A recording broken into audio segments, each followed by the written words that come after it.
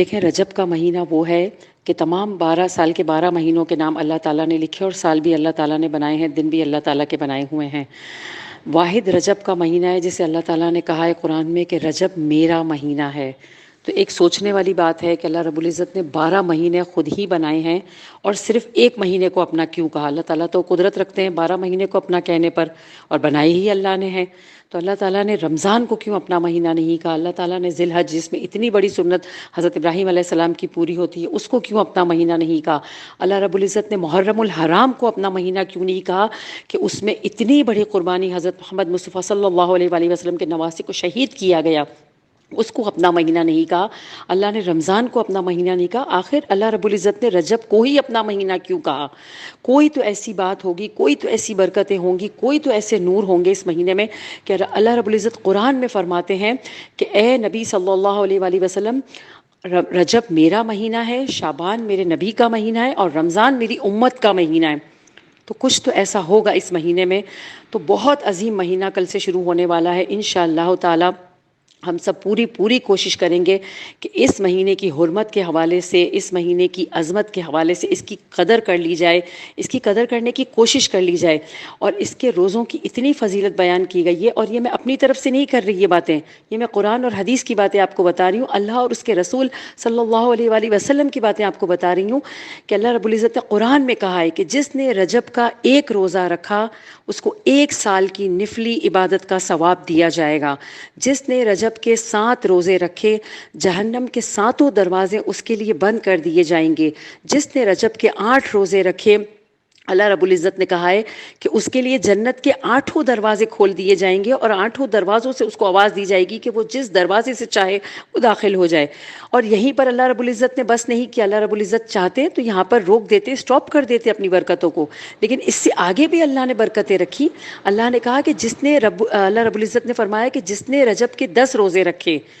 وہ ہاتھ اٹھائے اور کہے کہ یا اللہ مجھے یہ دے دیجئے یا وہ مجھے دے دیجئے، بس وہ لب کھولے اور میں وہ مانگے اور میں پورا کر دوں۔ اور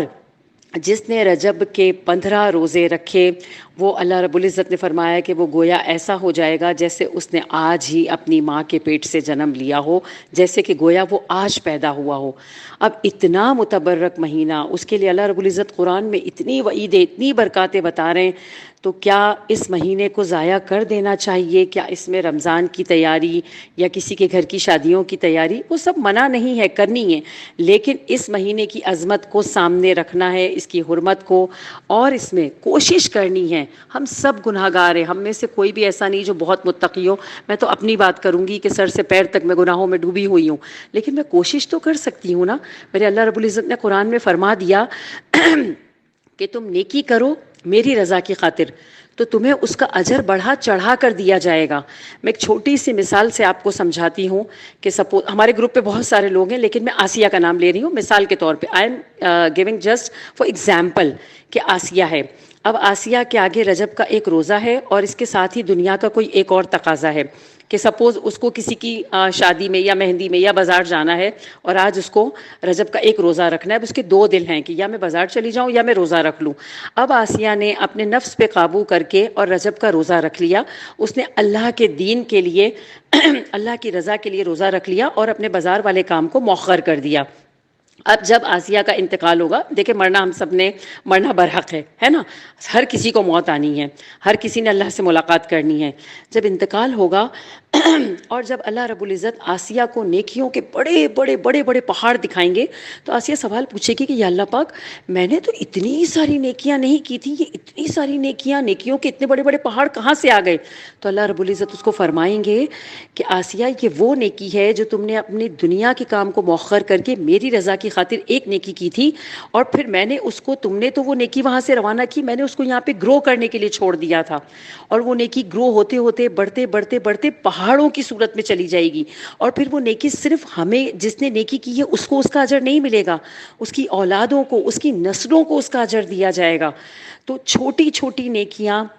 جو ہم کر سکتے ہیں، جو ہمارے ہاتھ میں، ایک مرتبہ سبحان اللہ پڑھنے سے جنت الفردوس میں ایک پودا لگتا ہے، کتنی دیر لگتی ہے 4 5 مرتبہ 10 مرتبہ سبحان اللہ پڑھنے میں، اور اس نیت کے ساتھ اللہ جی یہ نیکی صرف آپ کے لیے کی ہے، اس کو آپ قبول کیجیے گا، اور جنت میں تو انشاءاللہ تعالی ہم جائیں گے، انشاءاللہ تعالی ہم سب مانگتے ہیں اور سب کی دعا ہے، تو جائیں گے تو کیا چٹیل میدان میں رہیں گے؟ وہاں پہ ہریالی بھی تو چاہیے نا، گارڈننگ کا، باغ کا، پھولوں کا، پودوں کا کس کو شوق نہیں ہوتا؟ اور کتنے خوبصورت لگتے ہیں وہ گھر جن کے باہر پودے ہوتے ہیں، ہریالی ہوتی ہے، جن صحن میں درخت ہوتے ہیں، تو وہاں ایک رونق اور ایک خوبصورتی الگ ہوتی ہے۔ تو ہم بھی تو اپنے گھروں کے لیے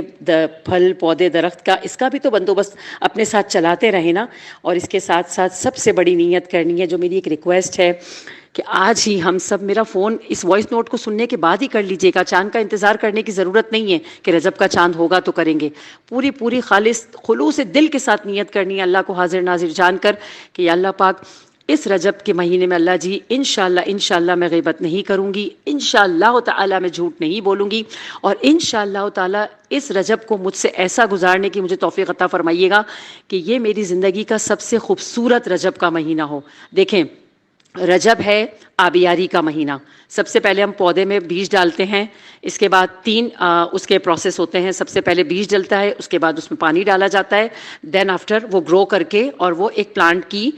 فارم میں ہمارے سامنے آتا ہے۔ تو رجب ہے آبیاری کا مہینہ، شعبان ہے پانی ڈالنے کا مہینہ، اور رمضان ہے اس پھل کے تناور درخت کی طرح اس کو پھلدار اور اس کو پراپر ایک فارم میں درخت کی فارم میں آنے کا مہینہ۔ تو اب رجب میں ہم چھوٹی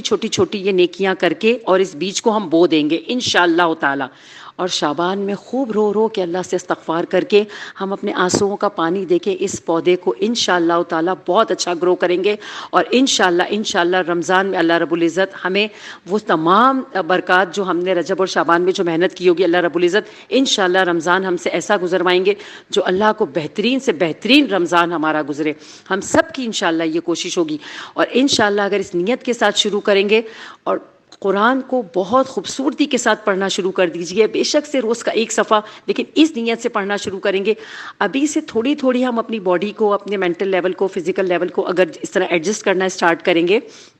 تو رمضان میں عبادات اور روزے ہمیں بھاری نہیں لگیں گے، بلکہ ہمیں ان کو کرنے میں مزہ آئے گا، ہمیں بہت سارے کام ایک ساتھ کرنا بوجھ نہیں لگے گا، بلکہ خوشی محسوس ہوگی۔ اور ایک مومن مسلمان عورت کو، مرد کو خوشی ہونی بھی چاہیے کہ اللہ رب العزت نے اس کو اتنی طاقت دی کہ وہ اپنے گھر بار کو بھی عورت دیکھتی ہے، کھانا بھی پکاتی ہے، نماز بھی پڑھتی ہے، اللہ کی عبادت بھی کرتی ہے،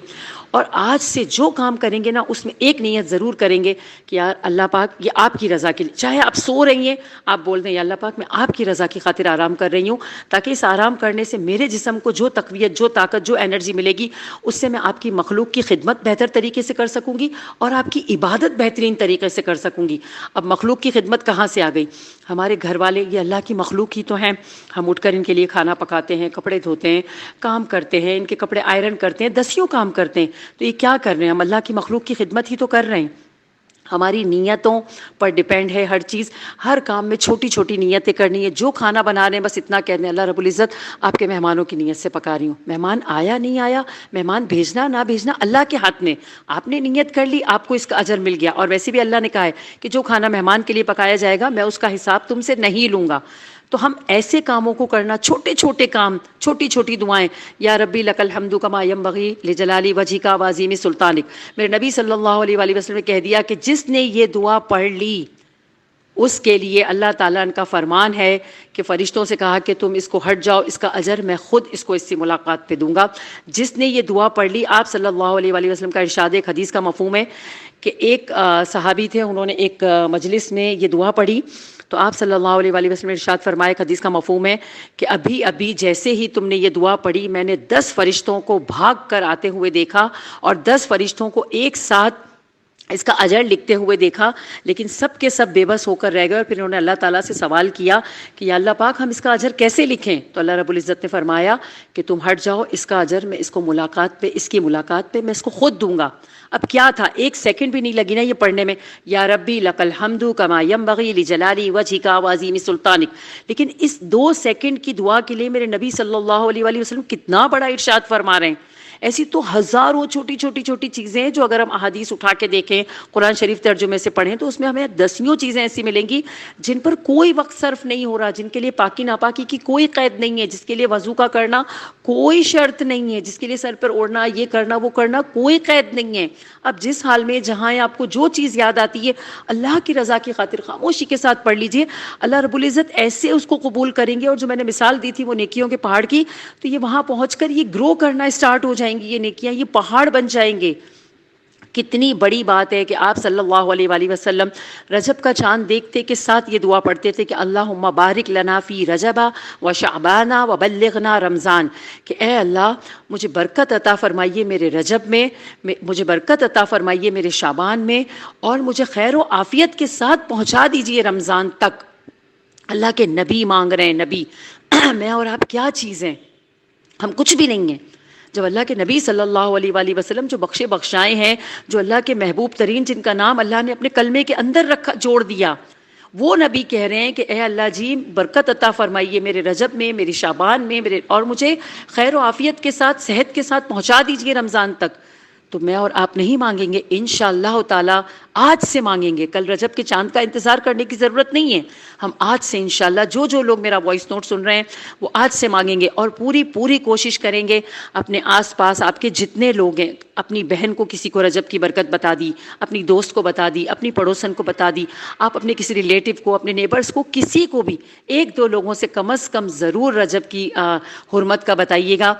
تاکہ اس سلسلے میں آپ کا نام اللہ رب العزت کے آگے گھر لکھ دیا جائے، اور جب ہمارا انتقال ہو تو ہم اللہ رب العزت کے آگے فخر سے اپنا سر اٹھا کر کہہ سکیں کہ اللہ جی میں نے آپ کی بات لوگوں تک پہنچانے کی پوری کوشش کی تھی، اللہ جی آپ گواہ ہیں. اور اللہ جی کوئی چیز نہیں بھولتے، اللہ رب العزت ہر چیز ریکارڈ ہو رہی ہے. میرا یہ بتانا، آپ کا یہ سننا، سب اوپر ریکارڈ ہو رہا ہے. آپ کسی کو بتائیں گے وہ بھی ریکارڈ ہوگا، وہ کسی کو بتائیں گے. آپ کے اس بتانے سے اگر کوئی ایک شخص ایک روزہ بھی رکھ لیتا ہے، یا کوئی ایک انسان ایک نیکی بھی چھوٹی سی کر لے گا اس وائس نوٹ کو سن کر، تو ہمارے لیے صدقہ جاریہ بن جائے گی. کچھ بھی لے کر نہیں جائیں گے، ہم سب خالی ہاتھ جائیں گے. جب ہم اوپر پہنچیں گے تو ہم افسوس کریں گے. ایک مومن کو جنت میں جانے کے بعد صرف ایک چیز کا افسوس ہوگا بجز اس گھڑی کے، کہ وہ کہے گا کہ میں نے دنیا میں ایک گھڑی بھی کیوں ضائع کی اللہ کا نام لینے کے علاوہ، یا کوئی اور کام میں نے کیا. جب اللہ ہمیں ہماری چھوٹی چھوٹی نیکیوں کے اتنے بڑے بڑے پہاڑ دکھائیں گے تو ہم یہ سوچیں گے کہ یا اللہ پاک اتنی چھوٹی سی نیکی پر آپ نے اتنے پہاڑ دیے، کاش میں تھوڑا اور کچھ کر لیتی، کاش میں تھوڑا اور کوئی نیکی کا کام کر لیتی. لیکن اس وقت ہمارے ہاتھ میں کچھ بھی نہیں ہوگا، لیکن ابھی ہمارے ہاتھ میں سب کچھ ہے، سب کچھ ہے. ہم سب کچھ کر سکتے ہیں. اللہ کی دی ہوئی توفیق سے ہم اللہ سے مانگ سکتے ہیں. بہترین وضو کرنے کی نیت کر لیجیے آج کے، یا اللہ کل سے رجب کا مہینہ شروع ہو رہا ہے، میں بہترین وضو کر کے آپ کی نماز پڑھوں گی. اللہ جی میں خشوع و خضوع کے ساتھ مصلی پہ آؤں گی اور بیٹھوں گی. اللہ جی جب میں مصلی پہ، غلطیاں ہم سب سے ہوتی ہیں، غیبت ہم سب سے ہو جاتی ہے، دن میں دسیوں دفعہ ہم خطا کے پتلے ہیں کمپلیٹلی. لیکن جب غلطی ہو جائے فوراً کہہ دینا ہے کہ یا اللہ میں نے بہت کوشش کی تھی پھر بھی مجھ سے غلطی ہو گئی، آپ معاف کر دیجئے. ایک مومن کے لیے کہا گیا ہے کہ 70 دفعہ دن میں گناہ کر کے بھی آئے گا تو میں اس کو معاف کر دوں گا. یہ اللہ کا ارشاد ہے. 70 تو صرف ایک چھوٹا سا عدد ہے. اللہ کے گھر تو بہت بڑے بڑے پیمانے پہ اجر رکھے گئے ہیں. تو پورے خلوص کے ساتھ اس مہینے کی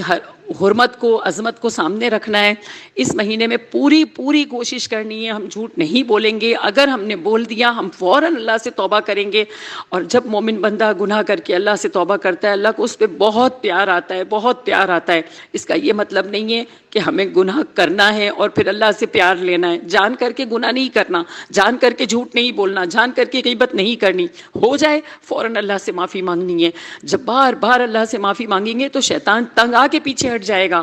کیونکہ جب مومن بندہ معافی مانگتا ہے تو اللہ رب العزت اس سے اتنے راضی ہوتے ہیں اور اسے ڈھیر کے مقدار میں اسے اس کی برکتیں دے دیتے ہیں اور اس سے محبت کرنا شروع کر دیتے ہیں. اور یہ اس چیز کو دیکھ کر شیطان اپنے سر کو پیٹنا شروع کر دیتا ہے کہ میں نے تو ایک چھوٹی سی نیکی سے اس کو روکا تھا، اس کو تو اس سے 7 گنا زیادہ مل گیا. پھر شیطان اپنے قدم پیچھے ہٹا لے گا انشاءاللہ تعالیٰ. پھر انشاءاللہ ہم سے غیبت بھی نہیں ہوگی، ہم جھوٹ بھی نہیں بولیں گے. اللہ تعالیٰ ہمیں اپنی حفظ و امان میں اور اپنی پکڑ میں لے لیں گے، ہمیں تھام لیں گے اپنے دونوں ہاتھوں سے. تو انشاءاللہ پوری نیت کرنی ہے کہ ہم رجب کو رجب کی حرمت کے طریقے کے ساتھ انشاءاللہ شروع کریں گے اور اس کو اسی طرح گزاریں گے جیسے اللہ نے قرآن میں فرمایا ہے انشاءاللہ تعالی. اور میرے لیے بہت دعا کیجیے گا، مجھے دعاؤں میں بہت یاد رکھیے گا اور آگے اس بات کو ضرور پھیلائیے گا. السلام علیکم ورحمۃ اللہ وبرکاتہ.